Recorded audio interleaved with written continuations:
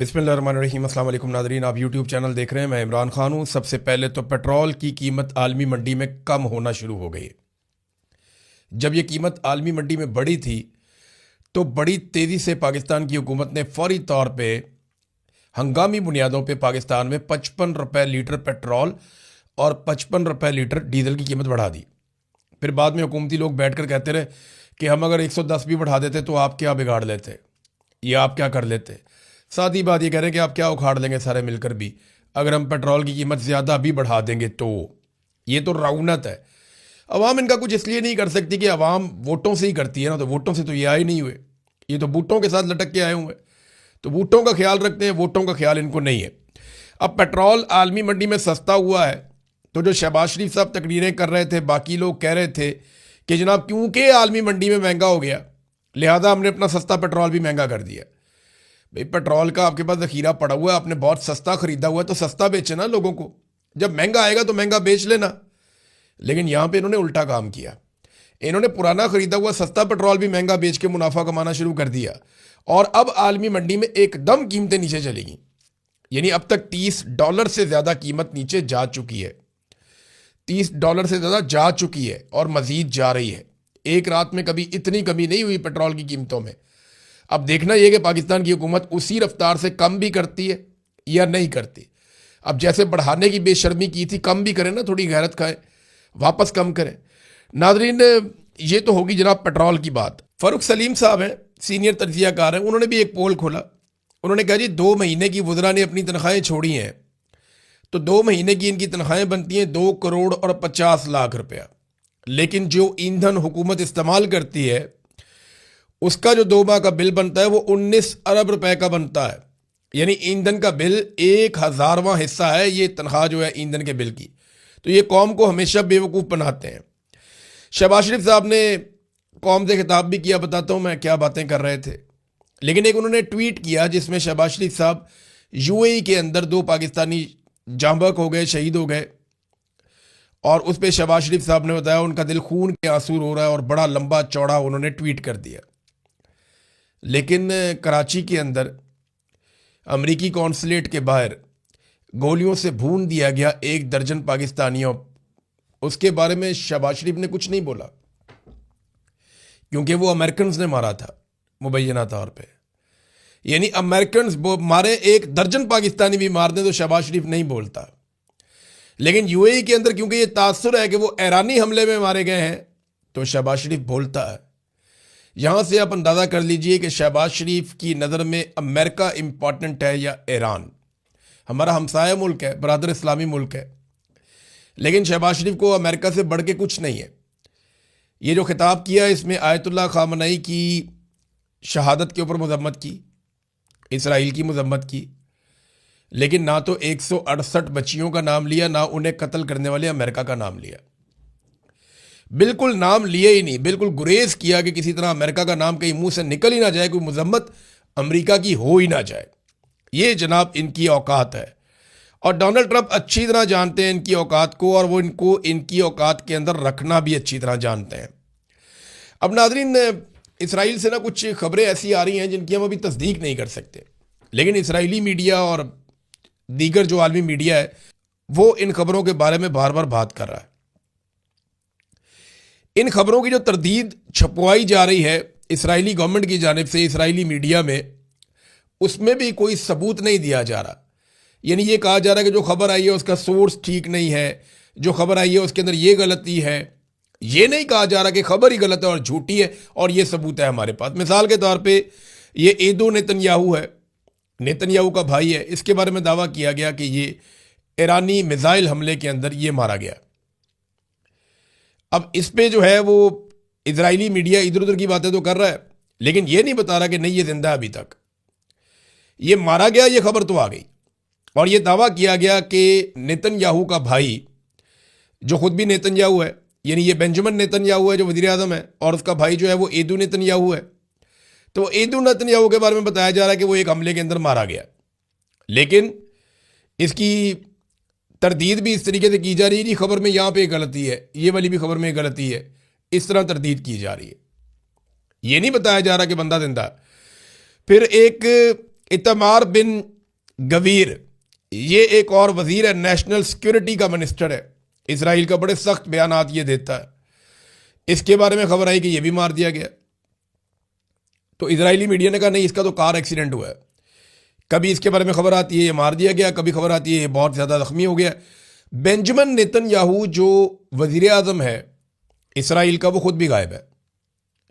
यानी पिछले 2 दिनों से मैं अभी चेक कर रहा था सारा मीडिया पे, सोशल मीडिया पे, हर जगह डोनाल्ड ट्रंप आपको हर 2-4 घंटे के बाद नजर आ जाते हैं। आपको पता चलता है डोनाल्ड ट्रंप ने ये स्टेटमेंट दिया, ये बात की, अब ये वाला हिकमत अमली बना रहे हैं, ये वाला मंसूबा है, वो आपको नजर आता है।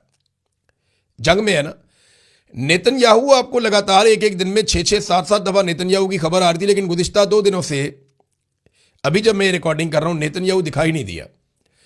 ना नेतन्याहू की कोई एक्टिविटी रिपोर्ट हुई है, बल्कि कुछ ऐसे दावे भी किए जा रहे हैं कि नेतन्याहू की कुछ ऐसी मुलाकातें या मीटिंग्स जो तय थी वो कैंसिल हुई हैं। अब ये क्या हुआ है इसके बारे में कुछ कहा नहीं जा सकता। नेतन्याहू कहाँ है बताया नहीं जा सकता। अफवाहें लोग उड़ा रहे हैं कि शायद नेतन्याहू मारा गया। कुछ लोग ये अफवाहें उड़ा रहे हैं कि शायद नेतन्याहू जो है वो ज़ख्मी हो गया।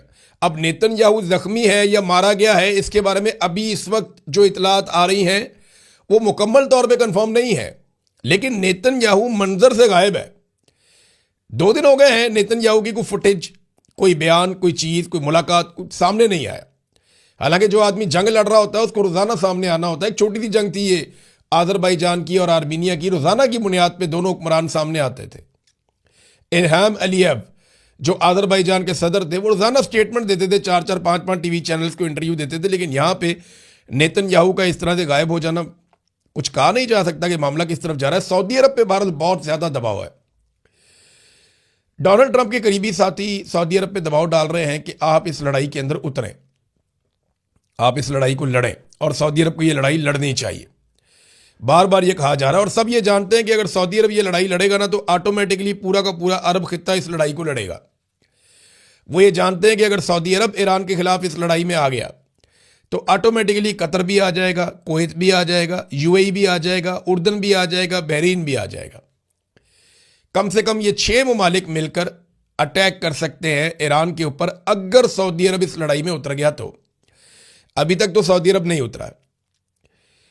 कतर के अंदर जो हुक्मरान है उन्होंने, और जो तुर्की की फौज जो क़यादत है, सियासी क़यादत तुर्की की, तैयब अर्दगान, इन्होंने जो स्टेटमेंट दिए हैं, इन्होंने कहा जी मुसलमान ममालिक को खबरदार रहना चाहिए, इसराइल कर रहा है फॉल्स फ्लैग ऑपरेशंस, हमें इससे बचना चाहिए और इनकी बातों में नहीं आना चाहिए।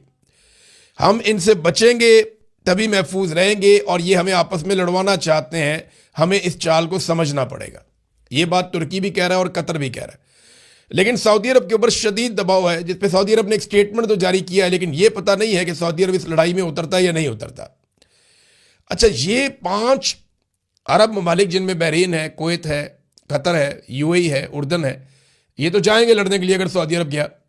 पाकिस्तान को भी लड़ाई लड़ने के लिए जाना पड़ेगा, क्योंकि पाकिस्तान ने सऊदी अरब के साथ एक दिफाई मुआहदा किया, बल्कि सऊदी अरब से पैसे भी लिए।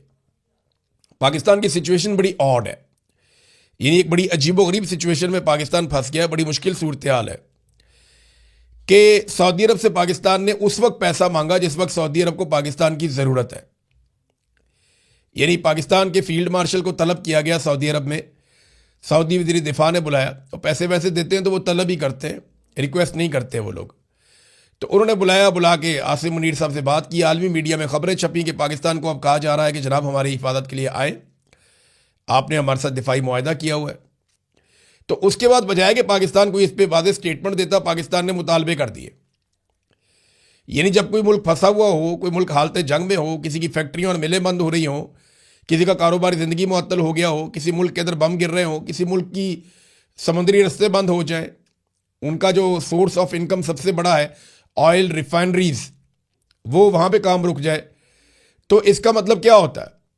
इसका मतलब होता है कि वो मुश्किल में है। तो जब वो मुश्किल में है उस वक्त आप उससे पैसा मांग रहे हैं कि जनाब $5 अरब डिपॉजिट दे दें और $5 अरब का आप हमें तेल दे दें। ये पाकिस्तान ने इखलाकी नुक्ता नज़र से बहुत अजीब काम किया। पाकिस्तान की सरकार ने बड़ी घटिया और छोटी हरकत की है। अब इसका खुमियाजा भुगतना पड़ेगा। अगर लड़ाई हो जाती है तो पाकिस्तान को लड़ाई में उतरना पड़ेगा हर हाल में। वो पैसे दें या ना दें, वो आपको लड़वाएंगे क्योंकि उन्होंने आपको पहले बहुत पैसा दिया हुआ है, नहीं तो वो पैसा आपको वापस करना पड़ेगा। ईरान से आप लड़ेंगे तो याद रखिएगा ये आपका हमसाया है, इसको आप तब्दील नहीं कर सकते। ईरान जीत गया तो आपके लिए हमेशा के लिए एक मुसीबत बनी रहेगी, और अगर ईरान हार गया और वहाँ रजीम तब्दील हो गया तो समझ जाए कि वहाँ पे एक ऐसा रजीम आ जाएगा जो बलूचिस्तान में हमेशा के लिए आपके लिए एक सरदर्द बन जाएगा। तो एक तो ये सिचुएशन है लड़ाई की सूरत में। और अगर पाकिस्तान ये लड़ाई नहीं होती तब भी सऊदी अरब ये बात याद रखेगा कि जब हमारे पे मुश्किल वक्त आया था हमने पाकिस्तान को आवाज़ दी तो पाकिस्तान ने पैसे मांग लिए थे। ये बात भी सऊदी हुक्मरान अपने जहन में रखेंगे। और मोहम्मद बिन सलमान ये 3-4 दफ़ा, आसिम मुनीर साहब जब गए हैं सऊदी अरब हाल ही में 3-4 दफ़ा गए, मोहम्मद बिन सलमान के साथ इनका कोई फ़ोटो या मुलाकात नहीं आई सामने। अब मुलाकात जो है वहाँ के वज़ीर दिफा से हो रही है, मोहम्मद बिन सलमान से नहीं हो रही। ये भी एक ऐसी चीज़ है जिस पर गौर किया जाना चाहिए। नाज़रीन, डोनाल्ड ट्रंप ने स्टेटमेंट दिया, उन्होंने कहा ईरान के खिलाफ जंग खात्मे के करीब है, ये दावा किया उन्होंने। और इन्होंने टीवी चैनल से बात की और मुख्तलिफ जगहों पे सहाफ़ियों के साथ बात की। उन्होंने कहा 4-5 हफ्ते ये जारी रहेगी लड़ाई, मगर अमेरिका अपने वक्त से काफ़ी आगे चल रहा है, ईरान के खिलाफ जंग खात्मे के करीब है, ईरान की फौजी सलाहियत को नुकसान पहुंचा है। इन्होंने दावे किए कि हमने तबाह बर्बाद कर दिया ईरान को। लेकिन यहां पे ट्रंप ने एक बड़ी संजीदा धमकी भी लगाई है, क्योंकि आबनाए हुर्मुज़ को ईरान ने बंद किया हुआ है और ईरान ने एक बड़ी अजीबोगरीब ऑफर कर दी है। ईरान ने कहा कि जो मुल्क भी अमरीकी और इसराइली सफ़ीर को अपने मुल्क से निकाल देगा उसके लिए आबनाए हुर्मुज़ खुल जाएगी। वो खुशामदीद कहेंगे हम उसको, वो जाए यहां से, जितने जहाज लेकर जाने लेकर जाए। यानी पाकिस्तान अगर चाहता है कि आबनाए हुर्मुज़ से पाकिस्तान के भरे हुए पेट्रोल के जहाज पाकिस्तान के साहिलों पे पहुंचे तो पाकिस्तान के पास इसराइली सफ़ीर तो है ही नहीं, सिर्फ अमरीकी सफ़ीर को कहेंगे भाई जाएं घर अपने, तो यहाँ से जितने मर्जी जहाज आप गुजार लें। वैसे ही मैं बता रहा हूँ एक ऑफ़र है, पता नहीं पाकिस्तान करता है या नहीं करता, लेकिन ये ऑफ़र ईरान ने करवा दी है। हाँ, अफ़गानिस्तान के पास ये मौका है कि अफ़गानिस्तान जितना मर्जी तेल हासिल कर सकता है। वजह यह है कि उनके पास तो दोनों ही सफ़ीर नहीं है। अफ़गानिस्तान के बारे में मैंने वीलॉग करना है लेकिन वो बाद में करूंगा। लेकिन जो नए सुप्रीम लीडर हैं उनको वेलकम किया अभी तक 3 मुल्कों ने। एक उन्हें वेलकम किया है रूस ने, एक चीन ने और एक अज़रबैजान ने, और किसी मुल्क ने अभी वेलकम नहीं किया। अज़रबैजान से लड़वाने की जो कोशिश की गई वो भी नाकाम हो गई, तुर्की से लड़वाने की कोशिश की गई वो भी नाकाम हो गई, साइप्रस का हमला गले डाला गया वो भी नाकाम हो गया, एक आरामको रिफाइनरी है सऊदी अरब में वो गले डाली गई वो भी नाकाम हो गई। बल्कि अब सबूत सामने आ रहे हैं कि अरब ममालिक की सरजमीन को वाकई में अमेरिकन ने ईरानियों के खिलाफ इस्तेमाल किया और लगातार इस्तेमाल किया है। बहरहाल ट्रंप ने कहा कि अगर ईरान ने ऐसा कोई कदम किया जिससे आबनाए हुर्मुज़ ने तेल की तरसील रुक जाए, वो तो रुक गई है, तो इसे अमेरिका की तरफ से अब तक के मुकाबले में 20 गुना ज्यादा सख्त जवाब दिया जाएगा। हम मजीद ऐसे अहदाफ को आसानी से तबाह कर देंगे जिन्हें निशाना बनाने से ईरान के लिए बतौर कौम दोबारा खुद को तामीर करना, खड़ा करना तकरीबन नामुमकिन हो जाएगा। इतनी तबाही फेरेंगे वो ईरान के अंदर, वो ये कह रहे हैं। मौत, आग और गजब उन पर नाजिल होंगे। ताहम मैं उम्मीद करता हूं और दुआ करता हूं कि ऐसा ना हो। डोनाल्ड ट्रंप के अल्फाज बड़े सख्त होते हैं और बहुत एक्सट्रीम पे चले जाते हैं, लेकिन फिर डोनाल्ड ट्रंप को पीछे हटना पड़ता है तो उतनी शर्मिंदगी भी हो जाती है बाद औक़ात।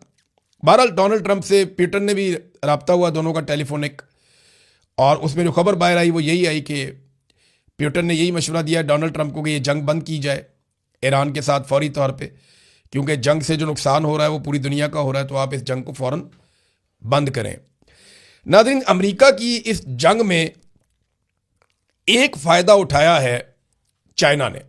कैसे उठाया, मैं आपको एक छोटी सी चीज़ बता देता हूँ कि इतलात के मुताबिक चीन इस सारी जंग को फिल्मा रहा है, सैटेलाइट के ज़रिए से इस जंग का एक एक मंजर रिकॉर्ड कर रहा है। चाइना इस जंग की तमाम तफसीलात हासिल कर रहा है, कितने बम चले, कितने इंटरसेप्टर चले, कितने हथियार इस्तेमाल किए गए, कितने फ़िज़ाई मिशन गए, उनकी फॉर्मेशन क्या थी, अमेरिका ने कौन कौन से तैयारे इस्तेमाल किए, वो तैयारे किस तरीके से मूव करते हैं, हिकमत अमली क्या होती है। एक एक मूव अमरीकी फ़ौज का कि ये अपने बहरी जहाज़ों को कैसे आगे पीछे मूव करते हैं, इनकी दिफाई सलाहियत कितनी है, ये अटैक किस नौइयत का कर सकते हैं, इनके मिसाइल कितना टाइम लेते हैं, कितनी रफ्तार से आते हैं, उनको रोकने के लिए क्या किया जा सकता है। तो चाइना इस पूरी जंग का एक एक लम्हा रिकॉर्ड कर रहा है सैटेलाइट के जरिए से और दीगर जराए से। ये चाइना के पास एक ऐसा डाटा होगा जिसकी मौजूदगी में उसे पता होगा कि अमेरिका के साथ किसी भी लड़ाई को किस तरीके से लड़ना है। ये बहुत इंपॉर्टेंट है। और ये चाइना ने कार्रवाई की है और इन्होंने पूरी रिकॉर्डिंग की है। ये रिकॉर्डिंग रशिया के और चाइना के काम आएगी, हत्ता के ईरान के काम भी आएगी। अभी भी ईरान को जो टेक्नोलॉजी मदद दे रही है वो चाइना की और रशिया की दे रही है, जिनमें ज्यादा जो है मदद उनको चाइना से मिल रही है, ऐसा दिखाई देता है और ऐसा क्लेम भी किया जाता है। नादरीन, पाकिस्तानियों को ये कह रहे हैं पाकिस्तानी हुक्मरान कि आप कुर्बानी दे दें, पाकिस्तानियों को कह रहे हैं कि आप कुर्बानी दें, आप गरीब हो जाएं, आप ज़्यादा टैक्सेस दें, आप ज़्यादा पैसा हुकूमत को दें, लेकिन अपनी अयाशियाँ इनकी ख़त्म ही नहीं हो रही। ये जो अभी मरियम सफदर ने एक जहाज़ लिया था गल्फ स्ट्रीम का, 11 अरब रुपए का महंगा जहाज़, लग्जरी तरीन अयाशी वाला जहाज़ जो इन्होंने ख़रीदा था, वो वियना चला गया। अब वियना क्या करने गया, किसको लेकर गया, कोई बताया ही नहीं। क्या कोई वफद गया है, उसके हवाले से खबर ही कोई नहीं आई। किस बंदे को लेकर वहाँ पहुँचाया गया, किस बंदे को वापस लाया, वो क्या चक्कर क्या है, क्यों जा रहा है जहाज़ वहाँ पे, कौमी खर्चे पे उड़ता है ना, ये किसी के बाप का तो नहीं है, तो पता होना चाहिए ना। ये पता चला है, सहाफ़ियों ने रिपोर्ट भी किया कि जहाज़ गया जी वियना, क्या लेने गया कुछ पता नहीं। ये इनके हालात हैं। कौम को कहते हैं कुर्बानी दो और ख़ुद इनकी ये हालत है। अब तक के लिए इतने, अपना ख्याल रखिएगा, अपने इस चैनल का भी। अल्लाह हाफ़िज़।